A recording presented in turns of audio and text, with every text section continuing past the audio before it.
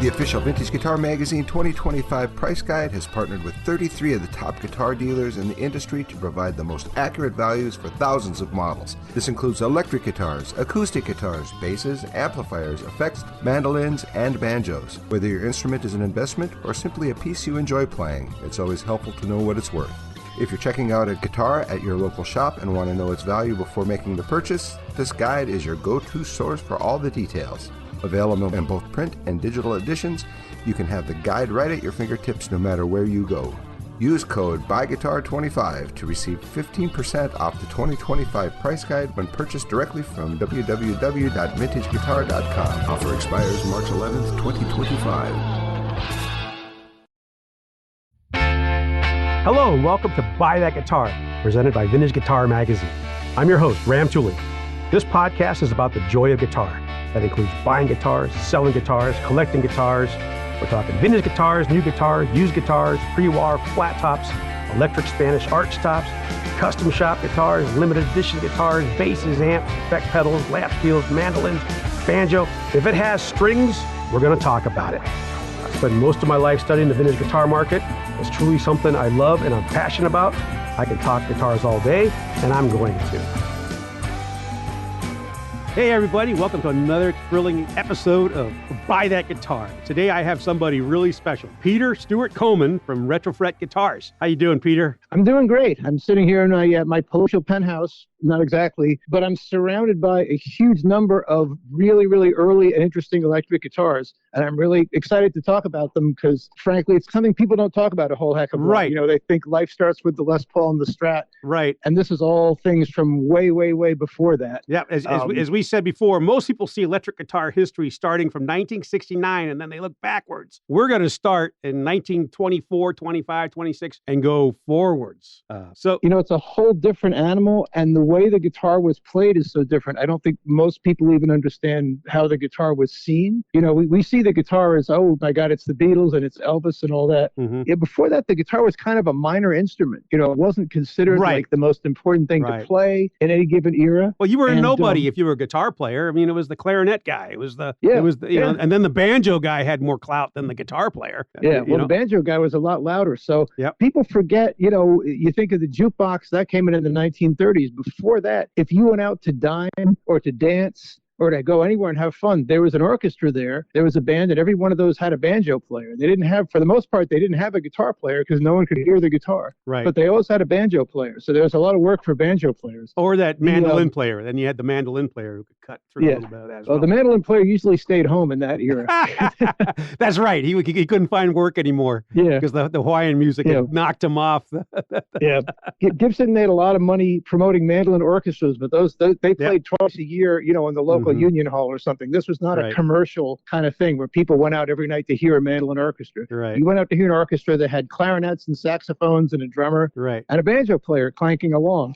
And the other thing that people really forget is that the impetus for electric guitar primarily came from the Hawaiian guitar world. Right. And now people think, oh, Hawaiian guitar, steel guitar, that's just this little thing. It's in country music.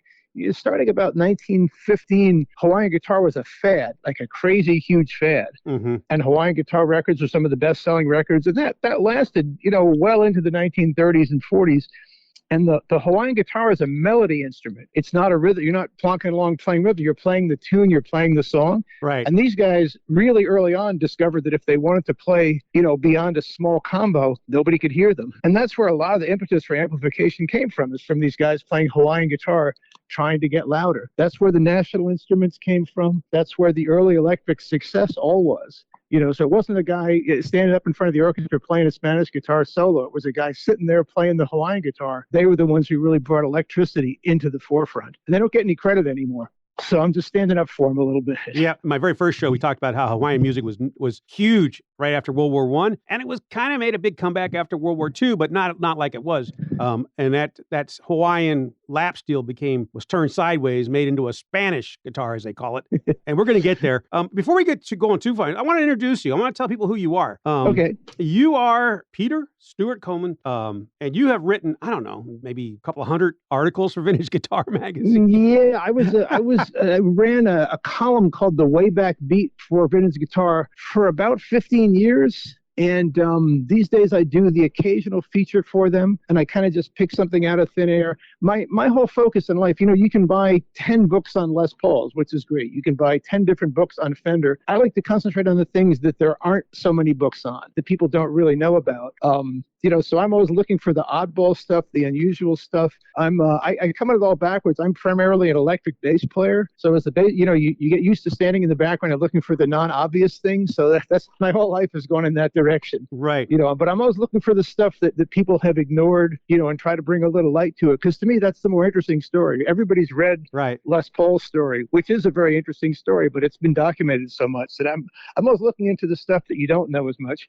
And I'm going to give what I think the kids today call a shout out to two people who've really done an amazing amount of research. One of whom was a great friend of mine named John Teagle, who really sadly passed away last year. His whole life was spent researching early electrics, and he and I sat around hashing this stuff out many, many times and trading catalogs and talking about various things. Another's a gentleman named Lynn Wheelwright, who luckily is still with us, who lives way out west. And he's done an amazing amount of research into early electrics. So a lot of the stuff I'm going to talk about, I'm taking information that I've learned from them and passing it along. So I can't claim credit for discovering a lot of this stuff. Right. A lot of it is synthesizing, what do we think is the most important thing to highlight. Right. In terms of writing for VG, I've always just tried to find something cool that other people haven't gotten to so far. Right. And I hope we'll get to a few of those today. Right. I wanted to point out that John Teagle wrote probably the best Fender amp book. Yeah. And I use it a huge amount of it for my source material for the amp books that I write. He was the first one. He was the first one to really do that. It's still the industry standard today, that book. Yep. John Sprung and John Teagle, go pick up a copy if you don't have one. Yeah, you can get it still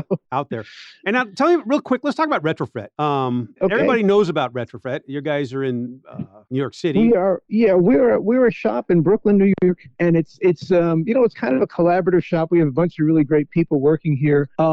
It was founded by a fellow named Steve Urich, who I've known for many, many, many years, who started out as a violin and guitar luthier. And my background is I'm not a luthier. I play one on TV.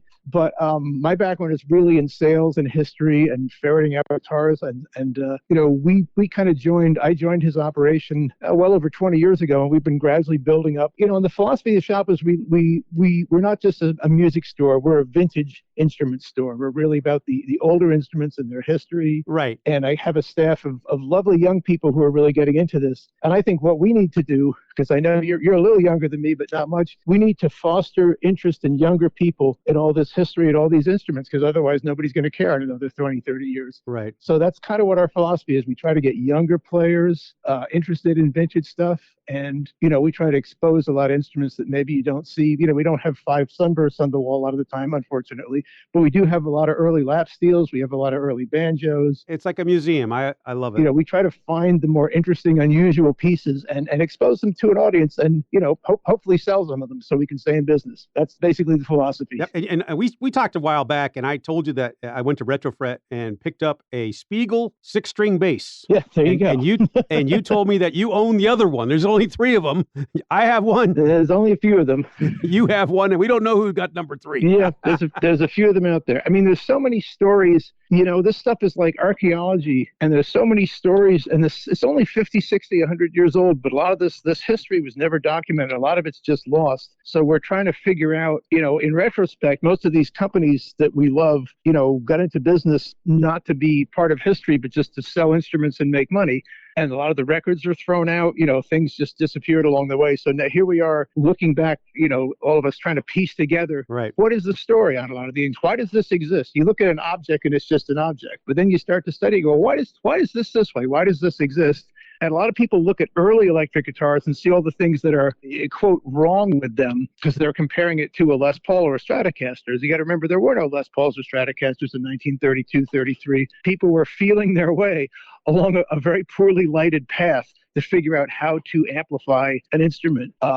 So that's kind of what I think. That's kind of where we're going to go today. Is take a look at some of those early people groping in the dark, figuring out how can we sell amplified instruments to a world that doesn't even know what they are and doesn't know that they need them. Right. And it's an interesting kind of concept because it was. If I don't bore the world too much with this, I want to read you some quotes a little bit from a gentleman named Lewis Williams, who is a pretty unknown name unless you're really into Gibson history. But the more I read through primary sources, I'm starting to think he is really the main mover and shaker in electrification in a lot of ways. So we'll jump into that in a little bit if you want to. Yeah. If you want to go chronologically. Yeah. Let's start at the absolute very beginning. I want to just throw some electrical engineering 101 out there because that's the one thing I have in my back pocket is I'm an electrical engineer. Right. So yeah. You know what's going on here. I look at the thing and go, does it work or doesn't work? Yeah. Ladies and gentlemen, Ram actually knows how these things work. So let him tell you about that. So I've always been fascinated.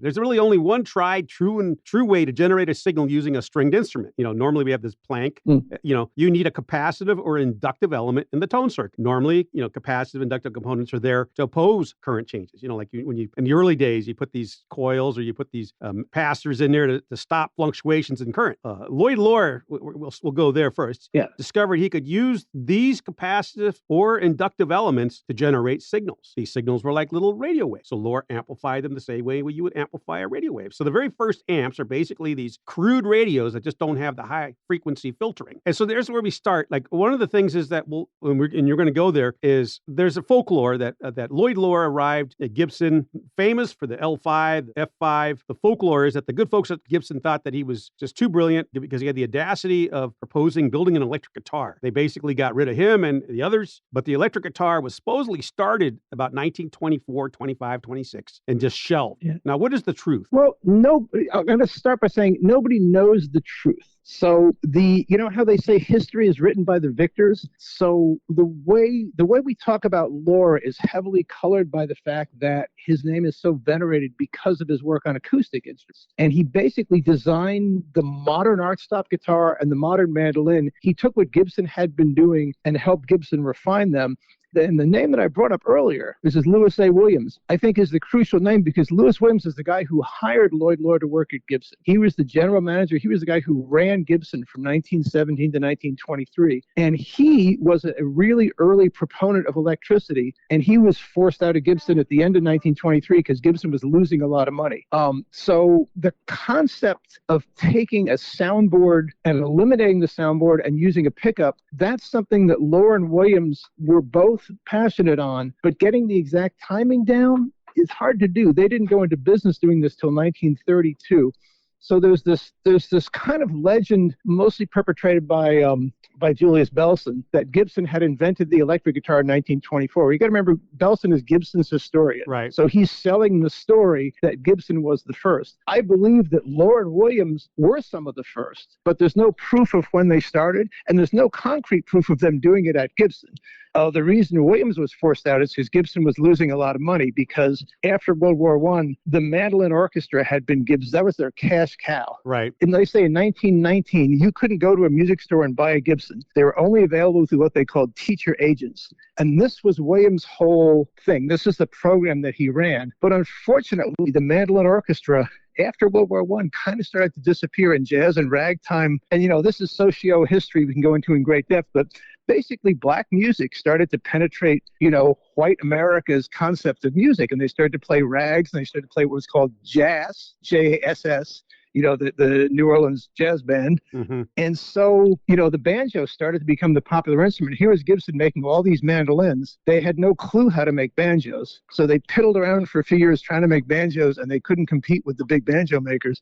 And by the end of 1923, Gibson was apparently pretty heavily in the red, losing a lot of money.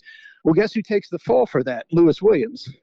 So he gets pushed out of the company, and they bring in basically an accountant to run the company. And Loar, who's been, kind of been Lewis Williams' golden boy, who's actually doing the scientific work, he stays for about another year. And then he whether he's forced out or just quits in disgust is hard to say. Right. But by that point, had they been working on amplification? It's certainly possible, but there's no surviving proof of that. Right.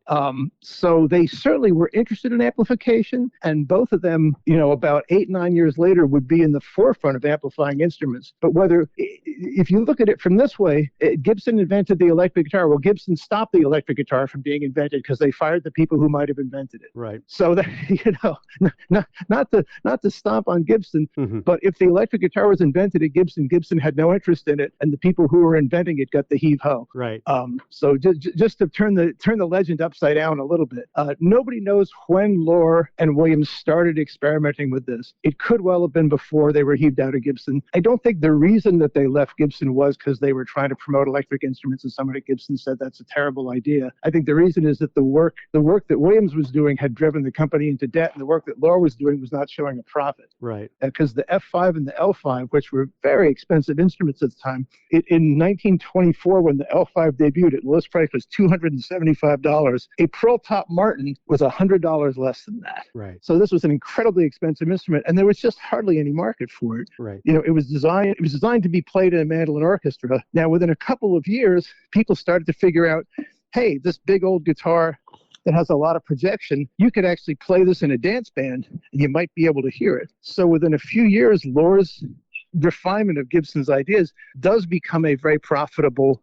genre-defining instrument. But he's long gone by the time that happens. They've already given him the heave-ho. Well, let's back up a little bit and let's talk. Yeah. So we now know that the jazz age, the guitar player is nobody. Yeah. He wants to be heard, but he's stuck on the side of the bandstand. Then we get resonator guitars show up. Now, this is really when we talked about black music kind of starting to come in. A lot of these old Delta blues guys, they could sing. So that's the thing. The horn player couldn't sing. Yeah. You could be the clarinet guy playing your clarinet, but you're not going to be singing and playing. Right. But now you got the Delta blues guys up and down Highway 61 can sing and play loud enough to be heard in a juke joint. Yeah. But I'm going to back you up a second. When these guitars were designed and built, there was no acknowledgement in any kind of industry that these people were even existed.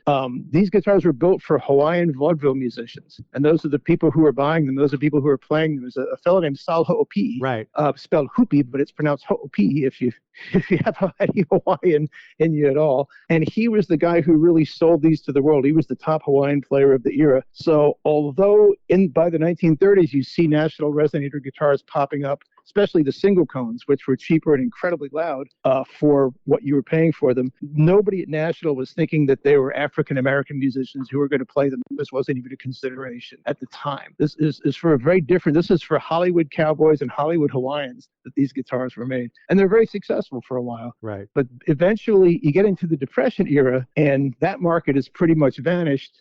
They've moved on to other things. But then the itinerant blues players and the itinerant, what were called hillbilly players, start to figure out, hey, this $28 National is much louder than anything else I can buy, and it's made of metal, so I can drag it along anywhere I go, and it won't get busted up as fast as a wooden guitar. So that's when the whole concept of the Delta blues and the National guitar starts to get tied together. But it's way later than the 1920s. Those guys are mostly playing. Papa Charlie Jackson's playing a Gibson banjo guitar, of all things. And you see Blind Lemon and Charlie Patton, they're playing small body flat tops because that's what they could afford. So not to be too contradictory here, sir. So let's now talk about the history of electric guitars. I guess it really starts in 1931 when you get Beauchamp, Barth, and Rickenbacker. These guys are credited with building. Yeah. Well, you've got, and I'm gonna base this, and again, this is all. A lot of this is speculative, and what we're going to look at is what's actually out there in the historical record, so to speak. So you brought up the name George Beecham. It's spelled Beauchamp, and it's apparently pronounced Beecham. Okay. He was a vaudeville Hawaiian guitar player. There's some great early pictures of him playing an old Washburn guitar, and he realized that nobody could hear him. He was trying to make a career. So he went to a small shop in Los Angeles that was run by the Dopiera brothers, primarily John Dopiera, and they together, and that the families have warred for generations on who really came up with it, they together designed the National resonator guitars. It's Beecham telling Dopiera what he wants, and Dopiera actually engineering and creating it. But that company went through an incredibly convoluted history, and Beecham was thinking there was somewhere else to go with this, and he got interested in electronics. So while at National, he started to poke around with the concept of amplifying guitars. Right. And he worked with a couple of guys at National. The Dopieras had already walked out of the company. So at that point, it's kind of Beecham's company. Adolf Rickenbacker was the money man. He owned the factory. Adolf Rickenbacker was a very successful tool and die man, and he built the bodies for the National guitar. So he was credited as being the National company's engineer. Really, he was a subcontractor. But he and Beecham became friends, and Beecham was able to interest Rickenbacker in the concept of producing these Hawaiian guitars. But at the same time, you have Laura and Williams in Kalamazoo,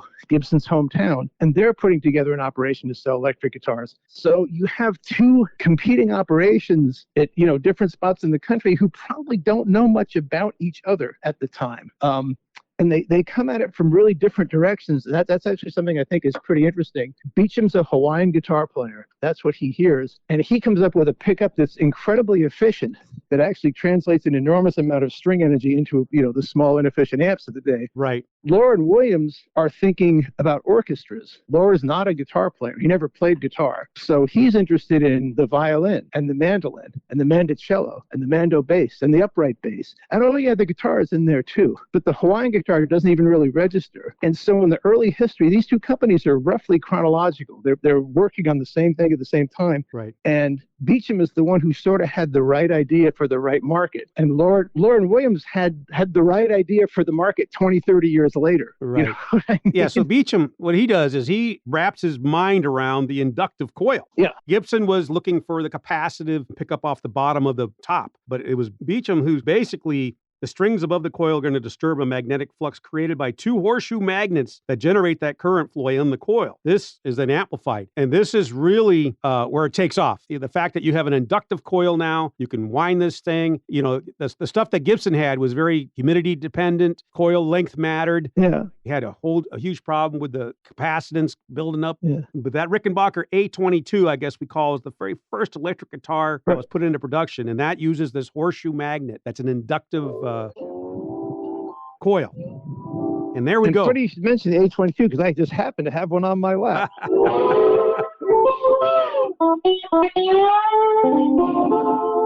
That's it. That's the sound. That's the first sound you heard, electrified. And that's just the first sound most people heard. Now, I also have something right alongside here. And again, I realize that we're on a fairly limited fidelity situation, but just because I happen to have this available, cough loudly, this is a 1932 Vivitone guitar, and I'm plugged it into the same amplifier at the same levels.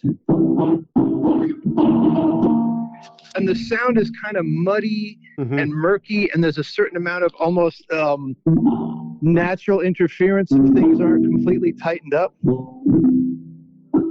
And you can just hear that the Lore design pickup does not have the efficiency that the Rickenbacker pickup does. So when you're playing it through literally a 3 to 5 watt amp, the Rickenbacker pickup is absolutely going to be the more useful thing. The thing that's actually sad about this is because of their background with Gibson and their design element, the Vivitone guitar is actually a much more practical Spanish guitar in 1932 than the Rickenbacker Spanish guitar. So they kind of, I may be belaboring this point a little, but they sort of had the right idea, but they came at it from the wrong direction. As you mentioned, the pickup design they had was simply not efficient enough to function in that environment. But it's really too bad because otherwise they sort of had it together. If you've ever seen an early Vivitone from, and this is Lynn Wheelwright's chronology here, so I'm leaning on him heavily for this. They had solid body Spanish guitars in production in the spring or summer of 1932 that are basically what's called a plank guitar.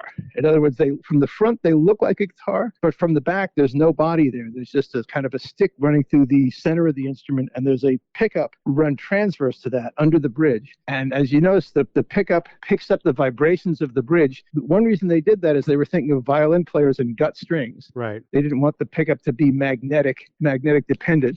And also, I think Lore had probably started his research earlier, and Beecham just came at it from a whole different angle. So, yeah, the Beecham pickup, unfortunately for Lore and Williams, who put an enormous amount of energy in their lives into this, the Beecham pickup pretty much blew their design away. Right. And there's a huge amount of promotion that they did. I want to backtrack just briefly because we're talking about things that people are familiar with. But if I was to tell you that the first advertising for a full line of electric guitars was in the fall of 1928, What would you say to that? I would say, wow. Most people have never heard of that. Well, guess who was the first guy to put electric instruments into commercial production, or at least try? Henry K. Kermeyer, the president of what became the K Company. So he had a full line of what were called Stromberg electro instruments, electrically amplified guitars, tenor banjos, tenor guitars, and mandolins. And they were announced in the fall of 1928 in the Musical Merchandise magazine. And the Chicago Musical Instrument Company, who eventually would buy Gibson, gave them a whole page in their catalog. And what it looks like they basically did is they stuck some sort of primitive electrostatic pickup under the soundboard of their kind of generic flat top guitars and banjos of the era. And the funny thing about these, beyond the fact that very few people know they exist, is no one has ever found one verifiably, right. Although we've been looking for many years now.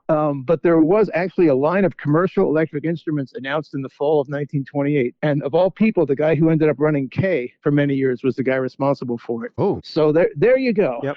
Bob's your uncle, as they say. That's a lost piece of history there. Hey, let me ask you a question that you will know this answer. Rickenbacker, they take that horseshoe magnet and they stick it in a arch top that's already made, and they call that the Ken Roberts model. Right. Was that the first signature brand guitar ever made, or did the Lucas Special come out? No, there's a number of artist endorsed instruments before that. There are artist endorsed banjos from the early 20s. There was a Montana banjo from Bacon and Day in the early 20s, and he was a cowboy performer. And the Lucas model is one. There are a whole bunch of Roy Smeck models in the 1920s, the Roy Smeck Vita guitars and mandolins. Apparently, the story on the Ken Roberts model, it was originally supposed to be the Alvino Ray model, because Alvino Ray was basically a person who's, I won't say he's been erased from history because he's pretty well known, but he's actually the guy who did a lot of the things that Les Paul later claimed that he did first. Mm-hmm. Well, Alvino Ray is actually the guy who did a lot of those things first. And Alvino Ray was one of the very first nationally known electric guitar players. He played with Horace Heights Orchestra. He eventually had his own orchestra. And he played both Spanish guitar and Hawaiian guitar. He eventually ended up being a steel player and, had a long career into the 60s, but wasn't the self-aggrandizer that Les Paul was. Right. But he worked with Beecham early on in Los Angeles.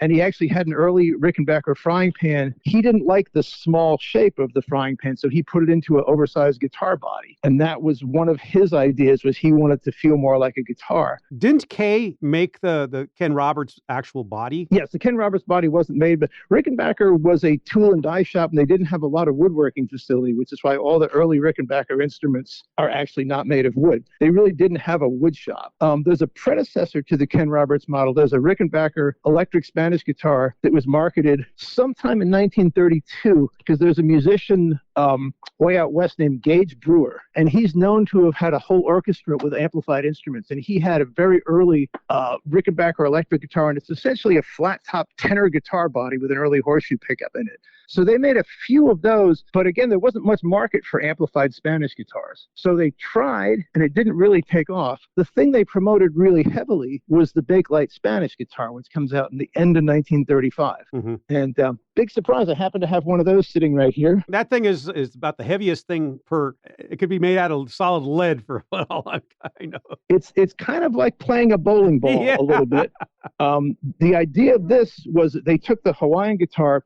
See, the Rickenbacker the first Rickenbacker electric to be sold widely was it was called the A25. It was a 25-inch guitar with a tiny, actually hollow metal body. It is technically not a solid body guitar because the metal body is fully hollow, probably more for weight and convenience than as an acoustic thing.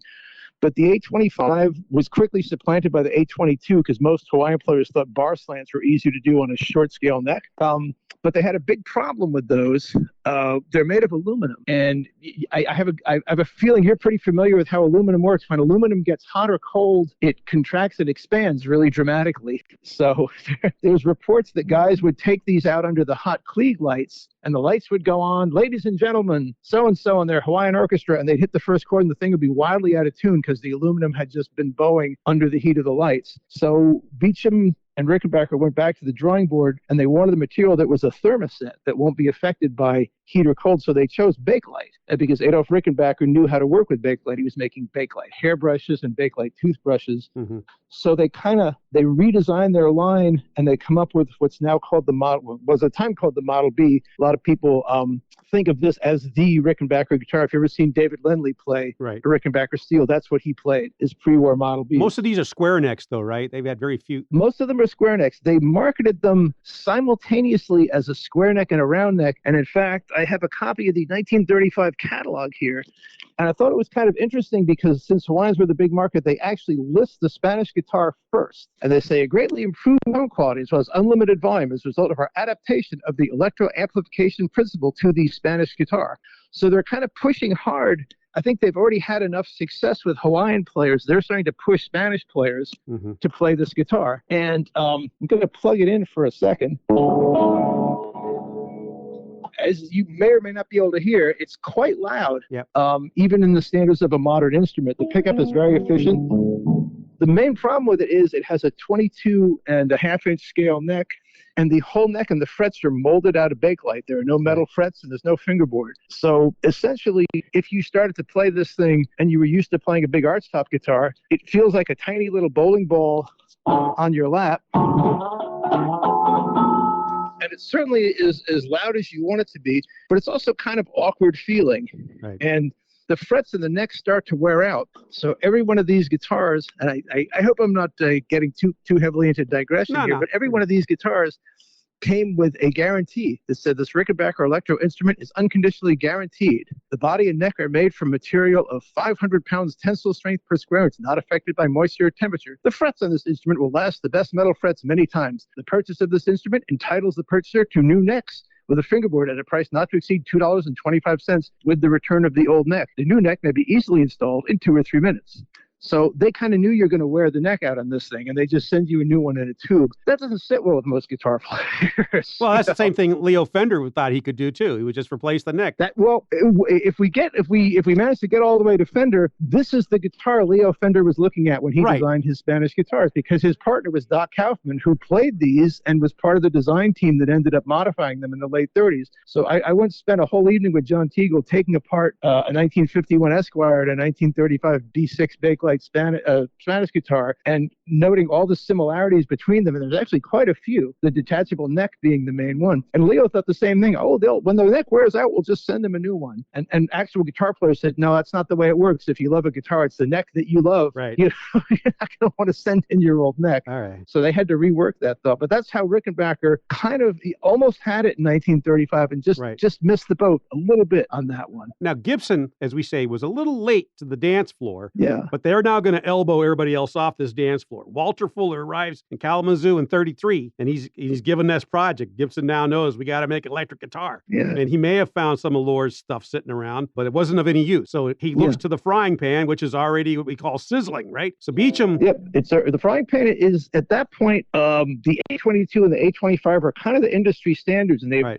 won't say they've taken the world by storm, but they've sold quite a few of them. So obviously Gibson looks at them and goes, well, electric guitar, what's it made out of? Looks like it's made out of aluminum. Okay, so they make their first electric guitars out of aluminum. So, and again, sitting on my lap, I now have one of those aluminum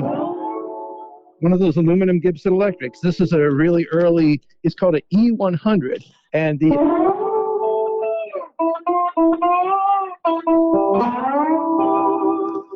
and it's got a slightly different tone than the Rickenbacker, even though being made in a similar manner, because the pickup design is very different. Now, here's something very interesting. Because Beecham wisely patented his horseshoe-shaped magnetic flux producer, Fuller basically has to start from square one. So he needs another way to produce magnetic flux lines for a steel guitar string to disrupt. He achieves this with this so-called bar magnet. Mm-hmm. This bulky device uses a metal bar that is attached perpendicular to 2 huge magnets. The coil is just wrapped around this metal bar. We all know this as the Charlie Christian pickup. Right. So little like Rickenbacker, Gibson basically puts this in a Hawaiian-style guitar, which you have right there. Yep. From there, they decide to expand. And rather than inventing a whole new guitar for this pickup, Fuller just takes the bottom of the line L50 and puts that pickup in there. And we know that as the ES-150. So this is really the first real electric Spanish guitar.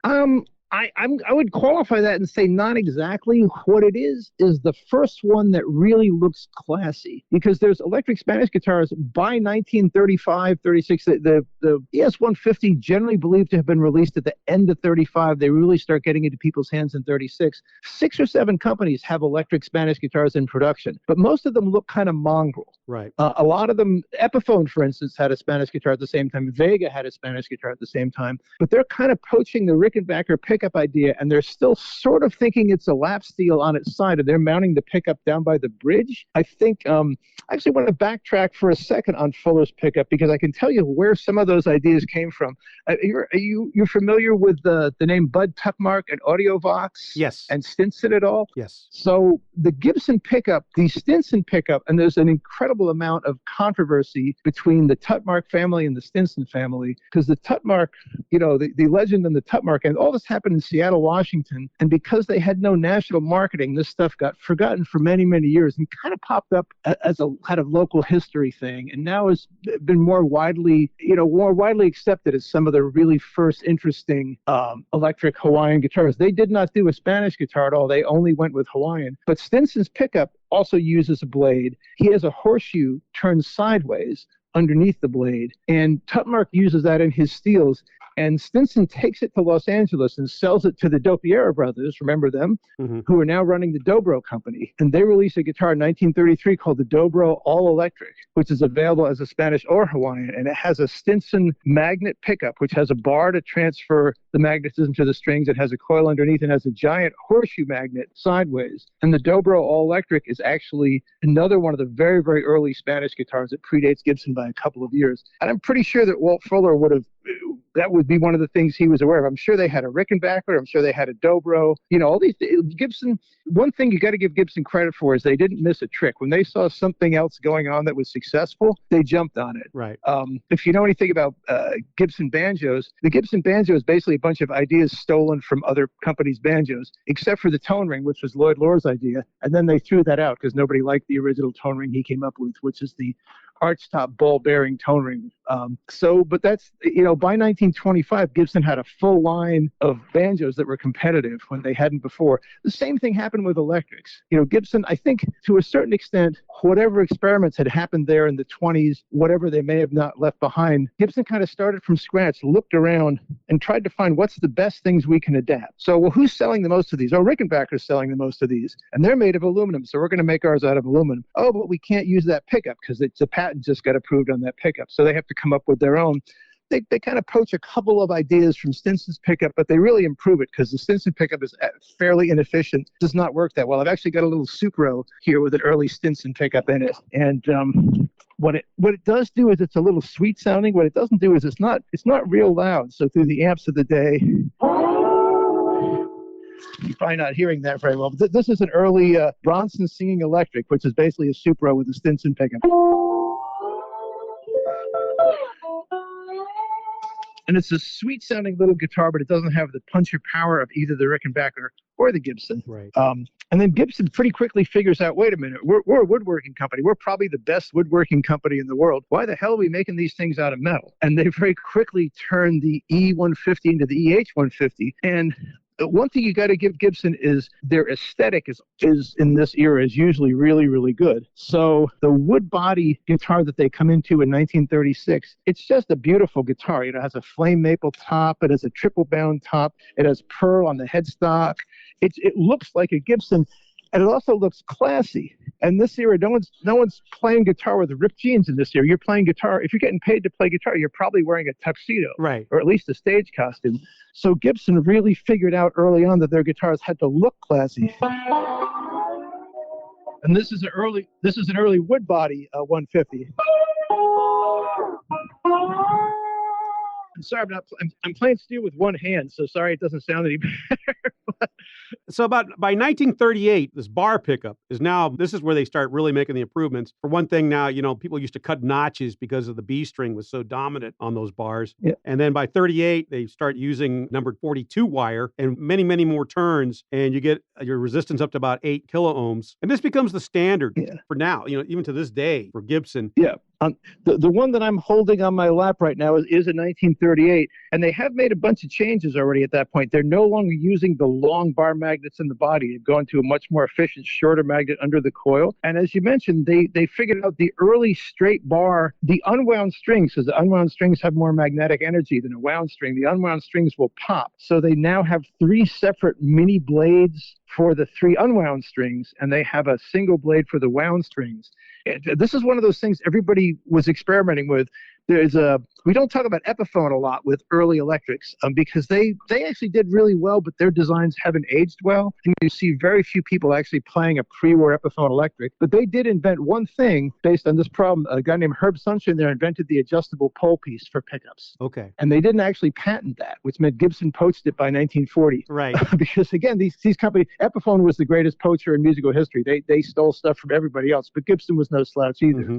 So the adjustable pole piece eventually became a feature of most, not Fender pickups for the most part, but most other people's pickups. Right. And Gibson, Gibson made what we now, in retrospect, see as a huge error in 1940. They basically threw away the Charlie Christian pickup. They considered it an old, outdated piece of hardware right at the time that Charlie Christian was making it, the sound everybody wanted from an electric guitar. So the new line of 1940 Gibson electrics have small bar pickups down by the bridge, and they have adjustable pole pieces, which Gibson thought was a huge improvement. But most players since have not agreed with that. So that's one where they got it wrong and went backwards. The official Vintage Guitar Magazine 2025 price guide has partnered with 33 of the top guitar dealers in the industry to provide the most accurate values for thousands of models. This includes electric guitars, acoustic guitars, basses, amplifiers, effects, mandolins, and banjos. Whether your instrument is an investment or simply a piece you enjoy playing, it's always helpful to know what it's worth. If you're checking out a guitar at your local shop and want to know its value before making the purchase, this guide is your go-to source for all the details. Available in both print and digital editions, you can have the guide right at your fingertips no matter where you go. Use code BUYGUITAR25 to receive 15% off the 2025 price guide when purchased directly from www.vintageguitar.com. Offer expires March 11th, 2025. I do have another really strange instrument to mention in the kind of context of Gibson, but not really.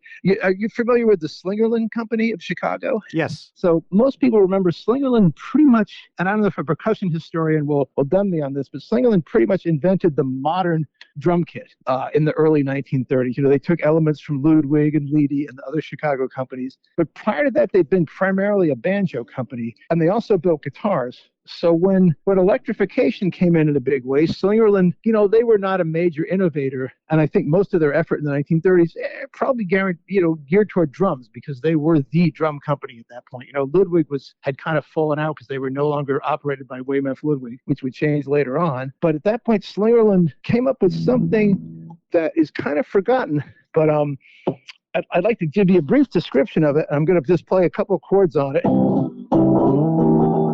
This is a fully solid body wooden electric guitar from 1936, and it's got a maple top with a sunburst finish.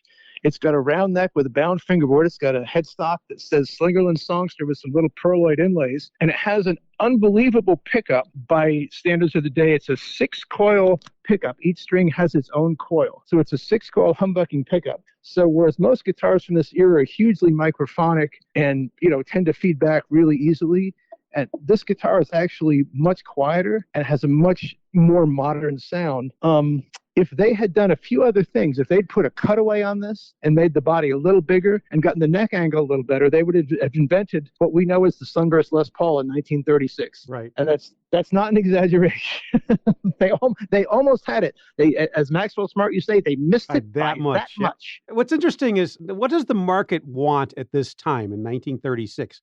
Does it want an orchestra guitar that looks like a guitar, but or does it want something like like that, flat, like a... Not the problem for all these guys is not really.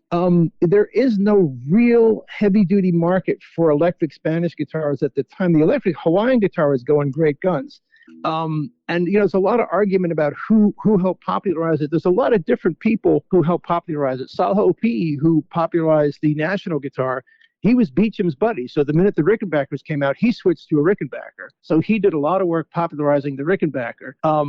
There's a fairly obscure side note to all this. Have you ever heard of the Volutone Company of California? You and I talked about it, yeah. Volutone did not make guitars, but what they made is an add-on pickup for basically any instrument you could put it on. And it kind of looks like a big flat piece of nothing because there's no magnet in it. So their whole concept was that you would magnetize the strings before you played. And they actually made lap steels where you had to plug in to the amplifier and give it a huge burst of electricity to charge the strings, which might have killed someone fairly easily with the voltages of that day. Yeah.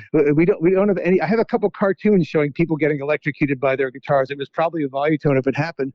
But Volutone got some traction in the early 30s because it was the first thing marketed where you could really efficiently amplify your own guitar rather than having to buy a new electric guitar. And they tried to sell it to Martin. There's some fascinating letters in the Martin archive where they're approaching Martin going, hey, you guys, we think you make the best guitars. How about putting our pickup on your guitars? And Martin politely replied, we don't think our guitars need pickups, but thank you, we'll think about it. But there's an instance, and if people want to hear some really incredible early electric guitar playing, there's a band called Milton Brown and his Musical Brownies. They had a steel player named Bob Dunn, and he had a Martin guitar with a Volutone pickup on it. And he cut some solos in early 1935 that, although they're played on the steel, they literally sound like rock and roll guitar. He's pushing the distortion to the max. He was a big fan of Jack Teagarden, the trombonist, so he wanted the steel guitar to sound like a trombone. So you do have people who are already pushing the concept of what a guitar can do beyond what it had been known to do. I think the folklore is that Eddie Durham is credited with recording the very first electric guitar solo in 1935, a song called Hittin' the Bottle. Is that true? As far as I know, but when you're dealing with old records, sometimes something shows up that nobody else has heard yet. Every time you think you found the first of something, something else pops up. So as far as I know, in terms of electric Spanish stuff, sure, there's electric Hawaiian from, as early as 1933. Right, but as far as an actual guitar solo, we call it guitar solo. Yeah. And Eddie Durham is famous because he's the guy that introduces Charlie Christian to the ES 150. Right. You should try this thing, man. Exactly. And Charlie Christian, who is basically, he's the model, is referred to as the Charlie Christian pickup, the Charlie Christian guitar. People don't realize he moved on from that ES 150 pretty darn quickly. He was on that ES 250 within a year. Right. And then, tragically, he passes away. So he is forever known for his signature model that he only played for a year.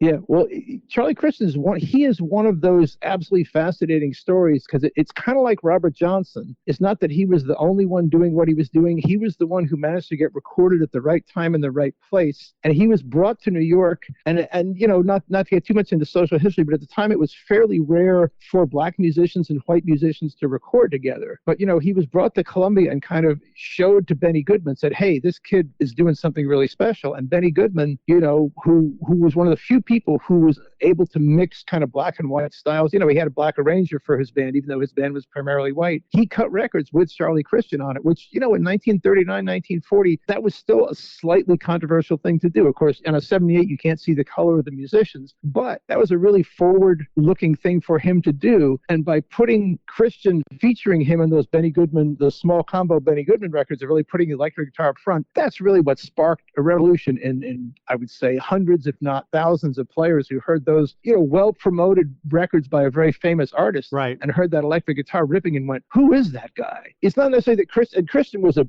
incredible, I'm sure a lot of our listeners are familiar with him. And if you're not, please go out and listen to some of those records because he turned on the world to the electric guitar. He wrote a piece for Downbeat, guitar players, wake up, it's time to electrify. Right. But his talent managed to get showcased in the best possible way. And then, in that Robert Johnson Deal with the Devil, he died of tuberculosis very early on. But he seems to have preferred the bar pickup to what Gibson had come out with. And I actually know that because, weirdly enough, I've handled a guitar that ended up belonging to Tony Mottola, but it was made for Charlie Christian. And it was one of the very first L5, high-end cutaway L5s, but with a Charlie Christian pickup in it. And that was already it was a redundant piece of hardware at Gibson. They called it an obsolete unit. But that's what, when Christian had a guitar made specially for him through New York Band, that's what they put in it. And unfortunately, he died before he got it. There's some evidence he may have played it briefly, but it ended up being Tony Mottola's guitar for most of his life. So there's a crazy coincidence there. But he liked the sound of that pickup. It wasn't accidental. He wasn't just playing whatever was handed to him. Mm-hmm. He specifically asked because the Gibson reps, they saw that this kid was going to become something. So the Gibson reps started to work with him. They gave him a 250, as you mentioned, which was their new top of the line guitar, which still had a bar magnet pickup in it. I don't know if they showed him the new ES300 they just come out with, which had a small coil pickup, a proto P90 down by the bridge. And he might have said, I don't like that one quite as much. So they made him a custom L5. He just really sadly was too sick to play it and died before he ever was able to use it. But he definitely had a preference for that pickup, as most jazz guitar players who like Gibsons have. If you look at electric guitar development in the late 30s, early 40s, Gibson they backtrack. They start putting a single pickup down by the bridge instead of where they'd previously been putting it down by the neck. And when they came back post-war, they rectified that, and they came out with the new 300, the new 150, and they all had new P90 pickups right down by the fingerboard, which is where jazz players have wanted them ever since. So I know we've jumped ahead a lot here. So I don't know if you want to backtrack to the 30s a little bit, or there's a lot more stuff going on there still. I'm a collector. You're a collector. I've been looking for an ES 150 forever. All I find are the ones that people retrofit. They take L50s and put in bar magnets and try to pass it off. You can get ES 150s, can't you? Like, I know at Retrofret you guys will have. Oh yeah, absolutely. I've sold a number of them. In fact, I know several players. There's a wonderful New York musician named Matt Munisteri, and if you're interested in jazz guitar, particularly earlier styles of jazz guitar, but any jazz guitar, I hardly recommend looking his music up. But Matt's that's the guitar he prefers to play to anything else still to this day. I know a number of people who like the sound of that pickup. It's a problematic pickup a little bit to modern players because it's microphonic, it's noisy. Mm-hmm. The guitars tend to be noisy, they're not really grounded properly, but they have a weird mix of acoustic and electric sound, and they overdrive in a certain way, especially when combined with the early 150 or 185 amps. I know a number of players, I'm in my 60s, who are younger than me, and that's their favorite guitar sound. Mm-hmm. And whether it's because they've listened to Charlie Christian records or they just like that sound, it may be a moot point. But those early 150s, I've sold quite a few of them over the years, and it's one of those guitars I get constant requests for. And then they made a decent number of them. They're not rare, like, Gibson made 10 of these, but if you had one, for the most part, you probably played it to death. Right. A lot of them have been pretty heavily worn in. And it's a funny thing that I noticed on those, when you get an early 150, a large percentage of them show a lot of wear around the volume control. Like the guy who was playing it had to turn it down all the time. Mm-hmm. Like the bass, you're too loud over there. I see the volume controls often have wear into the wood neck. So I wonder if they were being told to turn up or turn down all the time when they were playing those on bandstands in the 30s and 40s. Now, here's a question. Like in the Vintage Guitar Price Guide, a lot of times ES 150s, there's no price difference between the bar magnet and then what comes right afterwards. I'm sure there's a premium for having the bar magnet, right? Well, I mean, they're all basically the same. The 150 never goes to the 150 steel goes to a different U-shaped magnet under the pickup. They stop using the two, because the bar magnet doesn't just refer to the bar across the center of the pickup. It also refers to the bar magnets that run inside the guitar. If you look at a 150, you see there are three very large screws on the top. Right. The pickup spans that whole area. It's a very heavy guitar. You'd be amazed at how heavy that pickup is. And dismounting is one of the most obnoxious jobs in vintage guitar repair.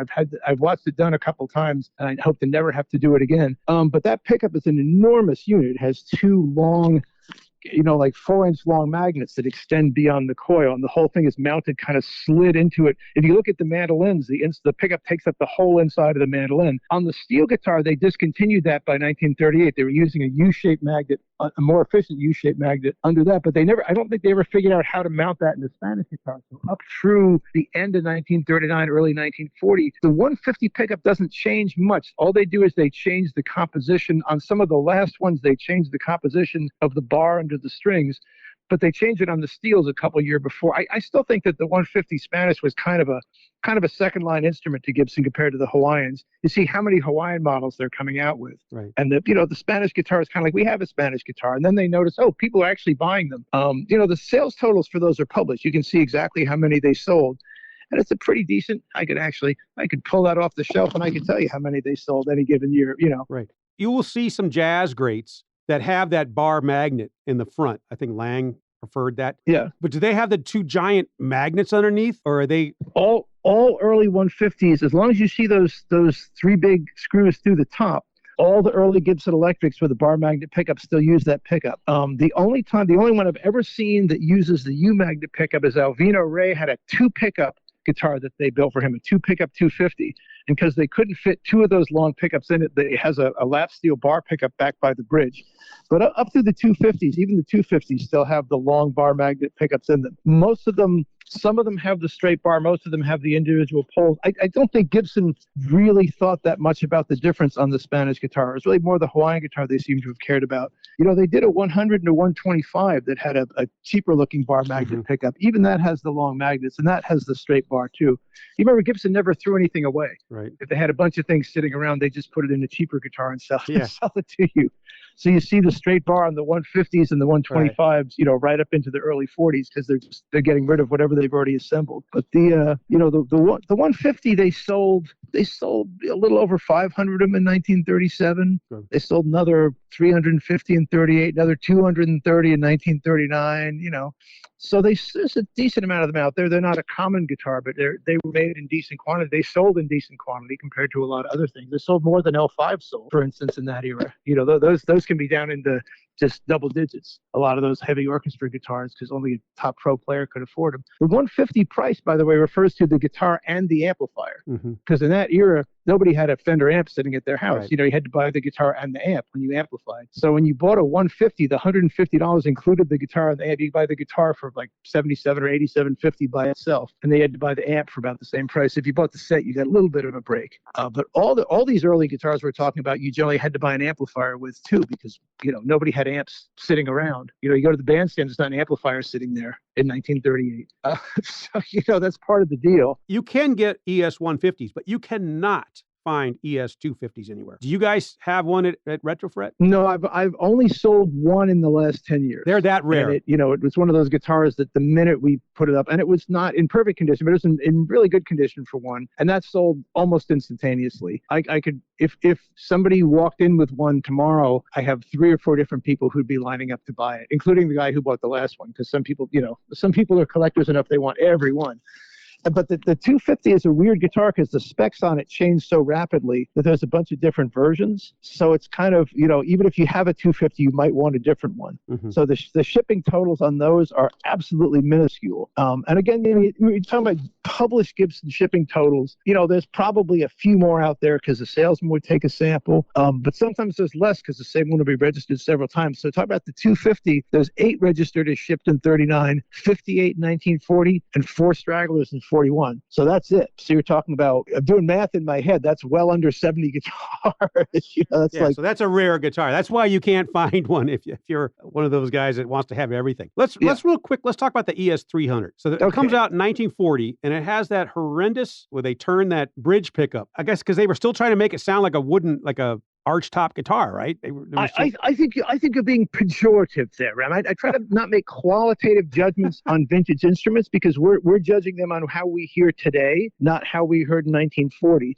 So one of the complaints that you see in publications from the electric guitar is, oh, it's too loud. Oh, it's too brash. Oh, it doesn't have the sweetness of a guitar.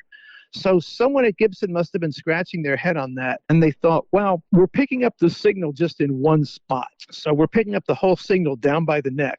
Suppose we pick up the signal on each string at a different spot, which is gauged by how the string is going to be heard. So the ES300, they basically threw out everything they had with pickup design, and they designed this epic long coil pickup. And so it's got the low E coil going all the way from the fingerboard to the bridge, where the high E part of the coil is. There's a pole piece on the E string, 1.5 inches from the fingerboard, and a pole piece on the high E string, a couple inches from the bridge. And what they're trying to do is sort of backwards equalize the way the string is heard. So the low E will have the deepest, darkest tone, the high E will have the brightest tone, and the ones in the middle will sit in the middle. That did not go well with guitar players at the time.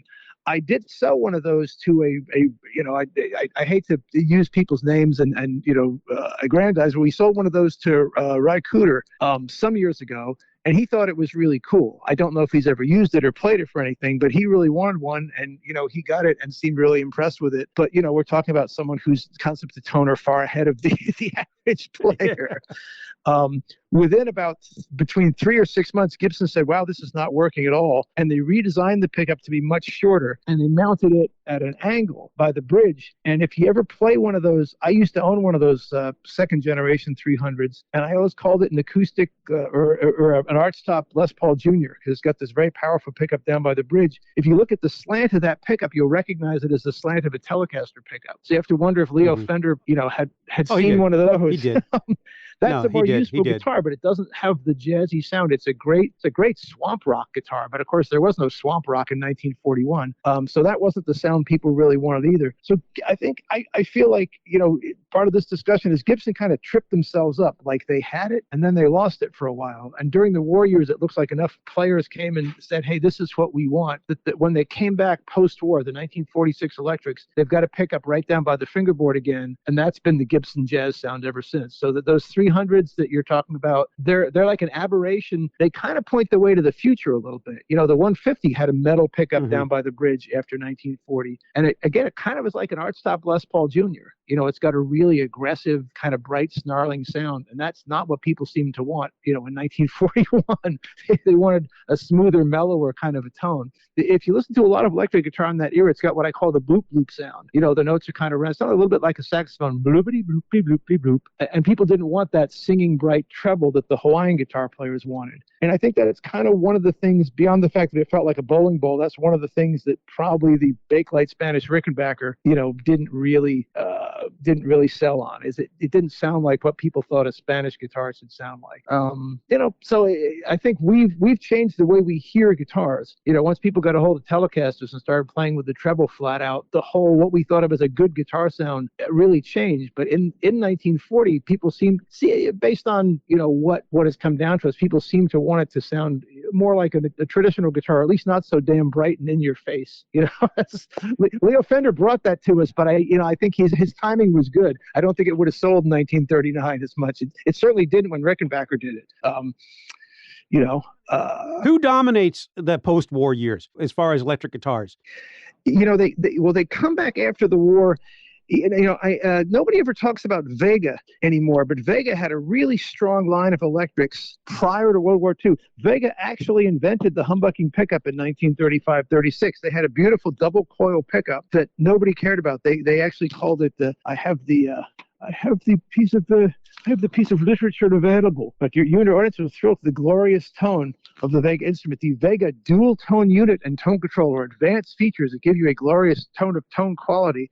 So they had invented, people talk about, did Gibson invent the humbucking pickup? Did Gretsch, or not really Gretsch, but did, was the Filtertron, which was sold to Gretsch. Yeah, Filtertron. Another humbucking design. Well, really, Vega invented the humbucking pickup 20 years before those guys did. But nobody wanted it. So after a couple of years, they discontinued it, and they just would use half of it as their pickup. They just basically said, hey, nobody cares that we're using 2 coils. All right, just put 1 coil in. It's cheaper.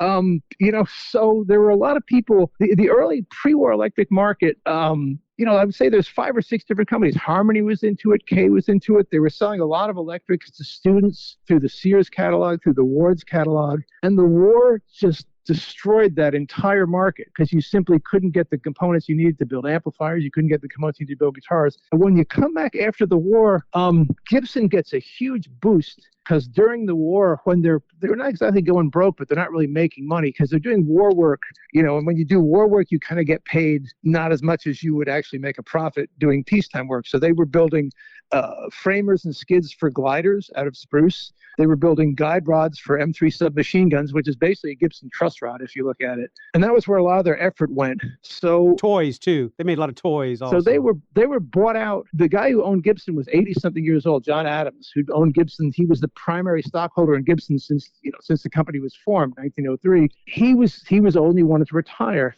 So Gibson was sold to Chicago Musical Instruments. Remember them? The same people who offered the Stromberg Electros in 1928. And CMI bought Gibson, and with that came an influx of money. So Gibson suddenly had something a lot of the other companies didn't have when they came back after the war. They had a corporate owner who was willing to sort of support them as they redeveloped. And they come back kind of slowly. They have a nice line of kind of very sedate looking electrics in 1946, 47, 48. And Vega comes back. Epiphone never really comes back. Before the war, Epiphone was Gibson's biggest single competitor. And that's a subject for the Gibson Epiphone wars. Is like the Coke Pepsi wars. That's a subject for a whole nother hour. Yeah. But during the war, another thing happened. Epiphone's founder, Epi Stathopoulos, unfortunately passed away at a fairly young age, and he left the company to his brothers. And his brothers didn't really seem to be able to make anything out of it. So when Epiphone comes back after the war, they do well for a little bit, but they never seem to really pick up. They never seem to pick up the baton. So you look at 48, 49, 50, Gibson suddenly really pulls ahead of everyone else as an electric guitar company. You look at Rickenbacker in that era. Rickenbacker is kind of a rump operation because, once again, the guy who was really the founder, the mainspring of the company, which was George Beecham, he quit in 1940 and then he died really quickly afterwards. So the company's being run by Adolf Rickenbacker, and it's still kind of being run as a subsidiary to his factory operations. So Rickenbacker, they're still making nice steel guitars, but they don't really come back with any muscle after the war. So Gibson kind of emerges. It's kind of like after the war, everybody pops their heads out of their rabbit hole, and Gibson looks around, and most of the competition doesn't really come back as strong as they do. So they have an enormous advantage going into the 1950s. Gibson is absolutely the most, kind of the biggest 800-pound gorilla in the electric guitar market. There's competition, but there's not that much. That's when Fender shows up. I think they freak out. Who is this guy? How dare he? What are these planks? What the hell? What is this stuff? And when they start selling, Gibson can't believe it. People are buying this crap, Yep. And that's why in 1952 and 53, they make 2,000, 2,500 solid tops. Yeah. Gibson is a really big company after that. And, when Fender shows up, it really upsets Gibson's, concept of themselves as the leader of the market. Who else pops up in the 50s is Gretsch. That's kind of a later story, but they kind of come from nowhere. And eventually Guild. So eventually more competition shows up. But there's that kind of golden era for Gibson after the war. And, 1949 is a big year for them. They have started putting cutaways on their electrics. They come out with ES5, which has 3 pickups, which is like a Cadillac. They come out with the 175, which is a really practical, affordable guitar that pretty much any professional player can afford. So suddenly you've got this whole line of really classy-looking electrics. And remember, again, in 1948, you're probably playing with a tuxedo or a cowboy shirt on. You're not wearing dirty clothes. Yeah. Even if you're a radio entertainer, you're still dressed up. So the Gibsons look classy. They have a look that nobody else ever really quite got. If you look at a Vega electric from the late 40s or an Epiphone electric, they still have this kind of slightly mongrel look about them. The pickups kind of look stuck on. They're all trying to figure out how to do it. And Gibson's basically got it by that point. And they have it until Leo shows up. Really, 52 is when Leo starts to undermine them a little bit. So anyway, that's my take on it anyway. I think that was a good discussion. Anybody who wants to know, people look at vintage guitar history, they look backwards. They look from 70 back. But we started at the beginning and we gave everybody kind of an idea. I think the bottom line is that 1930s were indeed the age of electromagnetism. The guitar was just one of many things that was electrified that decade. I'd actually like to read, I don't know if you want to use it. I want to read you a couple of quotes just because I think they're really fascinating. This is stuff that Lewis Williams, remember Lewis Williams? Go back to Lewis Williams. Sure. They got their first press mention in September 32 in the Crescendo, which is a fretted instrument. They say, we're much interested in the new Vivitone instruments constructed on new and highly scientific methods at that company in Kalamazoo, Michigan. The new company is headed by our old friends Lewis Williams and Lloyd Lohr, both formerly with Gibson Inc. The new Vivitone instruments are the inventions of Mr. Lohr and are electrically energized. And Williams writes these unbelievably religious screeds about how the electric guitar is going to take over the world. He says, you are standing on the corners of history. Heretofore, tone has been largely from sounding board energy. Then came the Lohr invention, great enough to divide the musical world into 2 parts, before and after Vivitone. Vivitone takes you from guitar adolescence to mature iridescence. So he's basically proselytizing for the electric guitar. And the thing that breaks my little heart is he was right. He didn't have the right product. He didn't have the right timing. But yeah, by the 1960s, he was absolutely right. The electric guitar had taken over the world. He was just, too early. He and Lloyd saw it, but it was too far over the horizon. For them to really be able to do. But they were exactly correct. And it's part of that early 30s modernistic approach. You know, if you look at a lot of early lap steels, they don't look like guitars. They look like Art Deco art. Right. That was everybody wanted. And I think that had really infused the whole guitar market. Weirdly enough, the Gibsons are some of the most traditional. The Gibson 150s, I think one of the reasons the 150 Spanish guitar really took off, it looks like a guitar. It doesn't look like a cheap guitar with some things bolted to it. It looks like a purpose-designed, elegant instrument. The 150 steels, they're console steels. They have the beautiful sunburst on the maple. You know, Gibson did the best sunburst finishes on earth at that point. And they were able to sell that, I think, to people who were a little hesitant about this new electric guitar thing and these flashy deco instruments that look like they were a skyscraper. You know, Gibson kind of stayed away from that. They did this.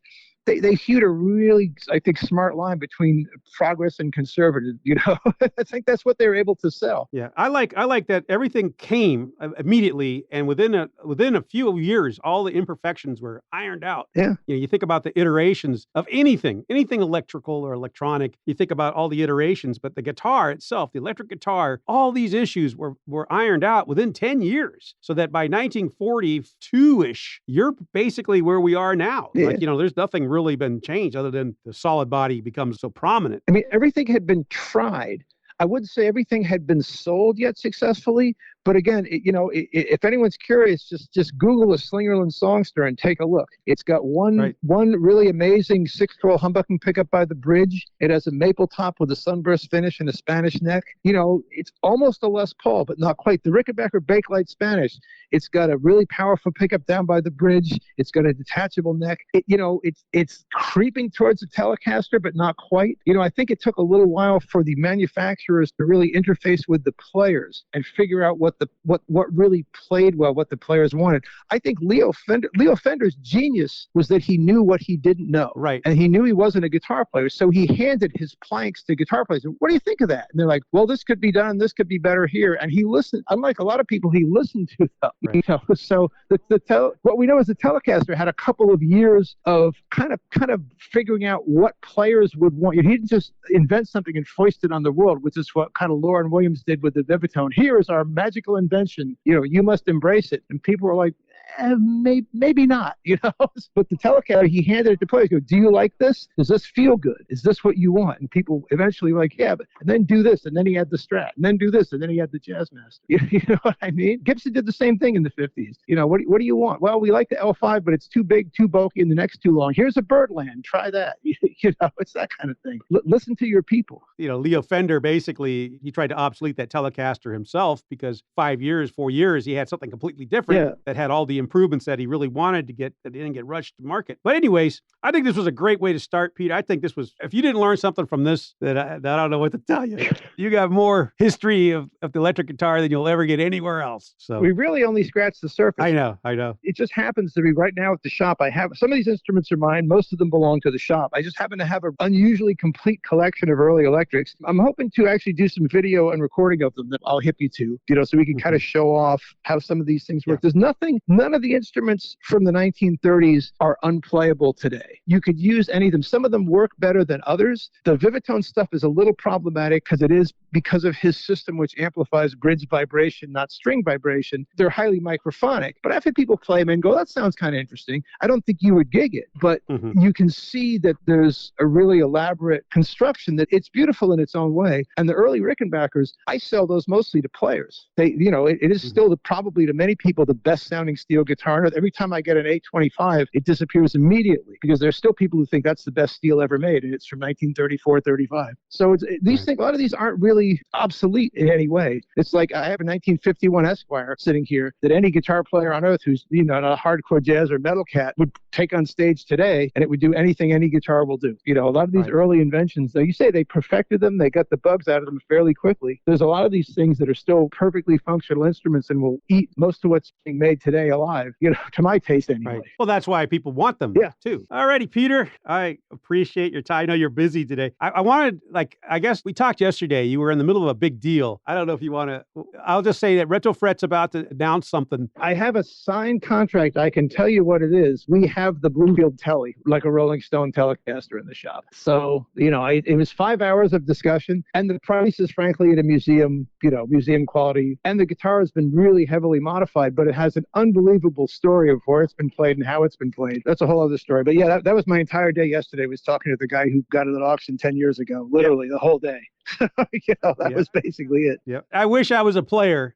I wish I could fly down there and just get it, but my wife would beat me over the head. You know what? It's still everything on it. There's almost nothing original left on it, but the neck. The neck is original. It's had 2 sets of frets on it, and the body's hacked up because John Noose played it upside down. But it just has a vibe about it. I mean, it is the guitar that was on stage at Newport. And you look at Bloomfield's face playing it. This is what unleashed him. This is the instrument he got in his hands, and he was himself all of a sudden. And he only played it for like 9 months. But it's also got another really interesting history. It's the guitar that was played alongside Graham Parsons in his entire early career. Up to the moment he joined the Byrds, this was the guitar that was played. His partner in the International Submarine Band was John Noose, the guy who owned this guitar, who traded Bloomfield and Les Paul for it. Yeah, this guitar's not been played with Dylan, it's been played with Parsons, extensive. So crazy. Unfortunately, he was left-handed, so he hacked the damn thing up. And that's how life goes sometimes. How many of the really cool instruments have just disappeared? At least this one still exists. At least it's still on Earth. Who knows? We'll see where it goes, but it's a real thrill to be able to handle it. I like the obscure, but I also, anyone who's ever listened to the Dylan and Bloomfield 1965, that's a pivot point in American music that nothing was the same. So there you go. A whole other story. Alrighty. Okay. Oh, well, Ram, there's a lot of fun. Thank you again. I warned you, I will give you more crap than you can possibly use. Like, I got another 3 hours sitting around me right here. So I warned you. I warned you, laddie. I warned you. Thank you again, Peter. All right. Bye-bye. Thank you for listening to Buy That Guitar, presented by Vintage Guitar Magazine. Please support VG for all they do for guitar players like us. Please subscribe, like, share, and comment on this podcast. I'd love to hear from you at ram@vintageguitar.com. See you again next week. Bye-bye. The official Vintage Guitar Magazine 2025 price guide has partnered with 33 of the top guitar dealers in the industry to provide the most accurate values for thousands of models. This includes electric guitars, acoustic guitars, basses, amplifiers, effects, mandolins, and banjos. Whether your instrument is an investment or simply a piece you enjoy playing, it's always helpful to know what it's worth. If you're checking out a guitar at your local shop and want to know its value before making the purchase, this guide is your go-to source for all the details. Available in both print and digital editions, you can have the guide right at your fingertips no matter where you go. Use code BUYGUITAR25 to receive 15% off the 2025 price guide when purchased directly from www.vintageguitar.com. Offer expires March 11th, 2025.